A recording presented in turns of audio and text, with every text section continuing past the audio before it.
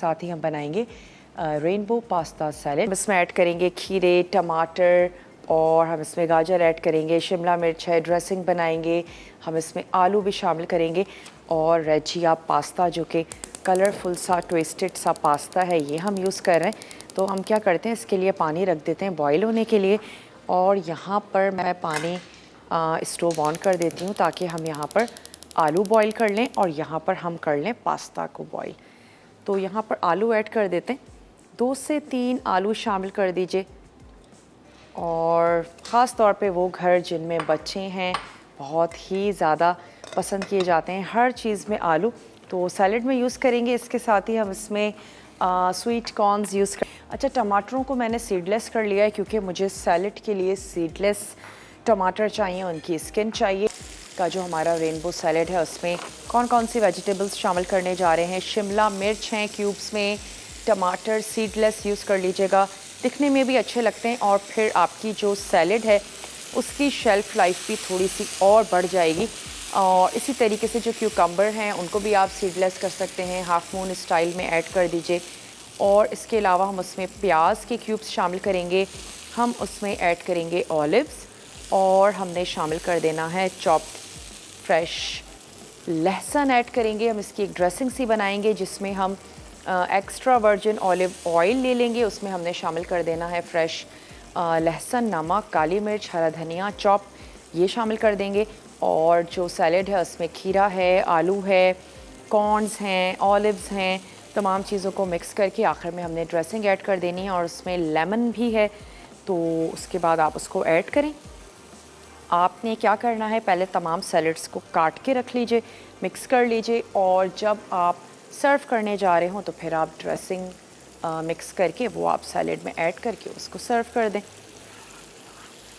चलिए, यहाँ पर मसाला भी भुन रहा है तो ऐसा करते हैं कि जो कुछ कटिंग है हमारे पास वो काम हम करके रख लेते हैं।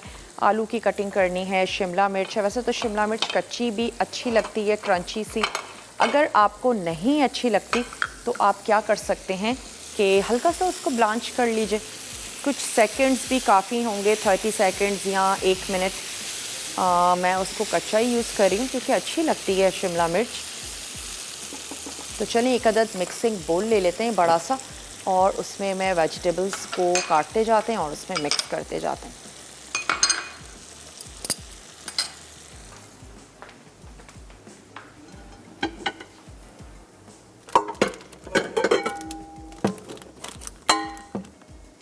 चलें जी, ये बड़ा सा बोल मैंने ले लिया है ताकि हमारी सैलेड की जो मिक्सिंग है वो बहुत अच्छे से हो जाए। तो चलें, सबसे पहले तो हम इसमें क्या करेंगे कि ये जो हमारा सैलेड है ये मैं इसमें ऐड कर देती हूँ। थोड़ा सा ऑयल लगा के रख लीजिएगा तो फिर ये बिल्कुल भी चिपकेगा नहीं। चलिए, ये आ गए हमारे पास टमाटर। अच्छा, अब आपकी पसंद पर है, टमाटर को आप जूलियन में भी कट कर सकती हैं और मेरा दिल चाह रहा है चलें जूलियन में कट करते हैं, अच्छे लगेंगे, जैसे आपको और आपके घर वालों को पसंद है वैसे करें। अच्छा, यहाँ पर हमारे जो कोफ्तों की ग्रेवी है वो भी पक रही है, हम मसाले को अच्छा सा भून लेंगे, कोफ्ते ऐड करेंगे और दैट्स इट। उबले हुए राइस के साथ भी कोफ्ते अच्छे लगते हैं और चपाती के साथ तो कोफ्ते अच्छे लगते ही हैं। तो अब जैसे आपको अच्छा लगे वैसे आप इसको सर्व कर दीजिए। बीफ के साथ अगर बना रहे हैं, थोड़ा सा जो मसाले की मिकदार है, नमक, मिर्च, हल्दी, इसको थोड़ा सा तेज़ कर दीजिएगा क्योंकि बीफ ज़्यादा मसालों को एब्जॉर्ब करता है। बनाकर आप फ्रीज़ कर सकते हैं, चिकन के कोफ्ते हों, बीफ के कोफ्ते हों, बहुत ही ज़बरदस्त रहते हैं। मैं ख़ुद भी फ्रीज़ कर लेती हूँ। और उसके बाद कोफ्तों का सालन बनाना बहुत ही झटपट और आसान हो जाता है।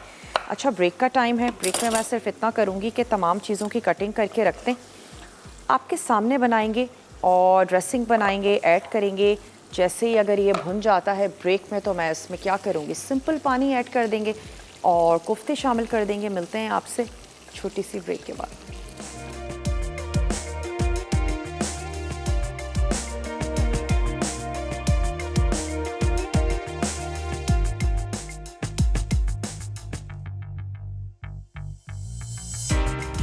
वेलकम बैक, वापस आ चुके हैं एक छोटी सी ब्रेक के बाद अच्छा मैं इसमें ऐड करने जा रही हूँ शिमला मिर्च, साथ ही शामिल कर दिए हमने क्यूब्स में कटे हुए आलू। पहले तो हम इसमें शामिल कर देते हैं लहसुन।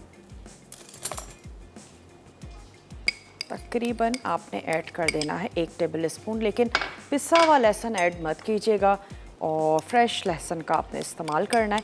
इसमें हमने शामिल कर दी पिसी हुई लाल कुटी हुई या पिसी हुई काली मिर्च। अब मैं इसमें ऐड करने जा रही हूँ लेमन जूस।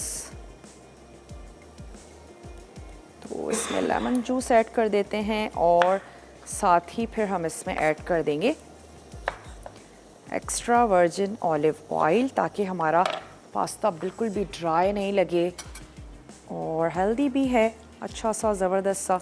अगर आप चाहें तो इसमें मीट भी शामिल कर सकते हैं, कुछ चंक्स ऐड कर दीजिए, टिक्के के चंक्स हो सकते हैं, कुछ बीफ की स्ट्रिप्स हो सकती हैं। अगर आपको सैलड नहीं अच्छी लगती है चिकन या बीफ के बगैर, तो आप इसमें बिल्कुल ऐड कर सकते हैं, लेकिन हमने आज इसको बिल्कुल वेजिटेरियन ही रखा है। और इसमें अब ऐड कर देते हैं ड्यू ड्रॉप का एक्स्ट्रा वर्जिन ऑलिव ऑयल, तकरीबन ऐड कर देंगे 1/4 कप। तो लहसुन चला गया, काली मिर्च और नमक अभी मैंने ऐड नहीं किया है, नमक मैं इसमें शामिल कर देती हूँ। और साथ ही इसमें ऐड कर दिया हमने ऑयल। सॉल्ट इसमें ऐड कर दीजिए अपने टेस्ट के मुताबिक, पास्ता है, वेजिटेबल्स हैं, इतना सॉल्ट हो तमाम चीज़ों के लिए काफ़ी हो। तो चलें 1 टीस्पून हमने इसमें शामिल कर दिया सॉल्ट। उसके बाद आप इसमें क्या क्या ऐड करना चाहते हैं आपकी पसंद पर है। वैसे आप इसको स्ट्रिप्स में भी काट सकते हैं, लेकिन मुझे इस तरह से पील हुए हुए ज़्यादा अच्छे लग रहे थे, मैंने ये ऐड कर दिए।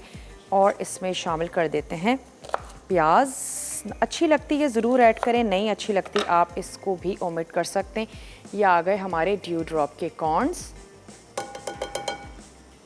सैलेड को बहुत ज़्यादा एक्स्ट्रा मिक्सिंग से भी थोड़ा सा परहेज़ कीजिएगा और लाइट सा इसको मिक्स करें। मिक्स करके आप इसको फ्रिज में रख दीजिए। जब आपको सर्व करना हो उस वक्त आपने इसमें ड्रेसिंग ऐड की और इसको सर्व कर दें। चलें मैं इसमें ये प्याज ऐड कर रही हूँ, साथ ही हमारे पास हैं ऑलिव्स, तो ऑलिव्स शामिल कर देते हैं। ड्यू ड्रॉप के ज़बरदस्त से फ्रेश ऑलिव्स हैं जो हमने इसमें ऐड कर दिए।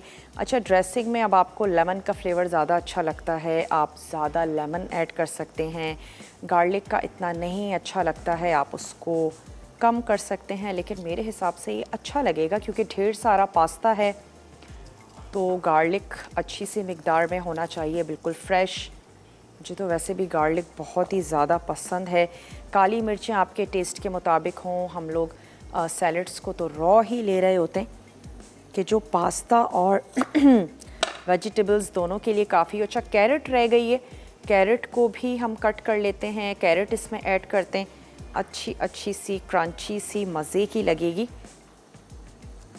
और वैसे भी सीज़न में आई हुई है, गर्मियों में भी कैरेट नज़र आ रही होती है, लेकिन एक ऑरेंज से कलर की कैरेट होती है जो हमें नज़र आ रही होती है, तो ज़रूर लें, हमारी आइस के लिए बहुत ज़्यादा अच्छी है। कैरेट का जूस भी पिएं, वो भी अच्छा है, लेकिन अच्छा है अगर रॉ कैरेट को लिया जाए ताकि फाइबर भी आपको बहुत अच्छा सा मिले कैरेट में। और एज ए स्नैक ले सकते हैं कैरेट्स को। जब बेवक्त की भूख लग जाती है तो आप एक अदद कैरेट ले लीजिए, उसको वॉश कीजिए, पील करना चाहते हैं पील करें और एंजॉय करें। चलिए, कैरेट को हमने स्लाइस में कर लिया। ब्रेक का टाइम है, सिर्फ हम इसको मिक्सिंग करेंगे। ड्रेसिंग आपके सामने हम रेडी कर चुके हैं, उसकी भी मैं मिक्सिंग करूंगी। ये जो हमारे पास थोड़ा सा हरा धनिया है, इसको भी मैं काट के इसमें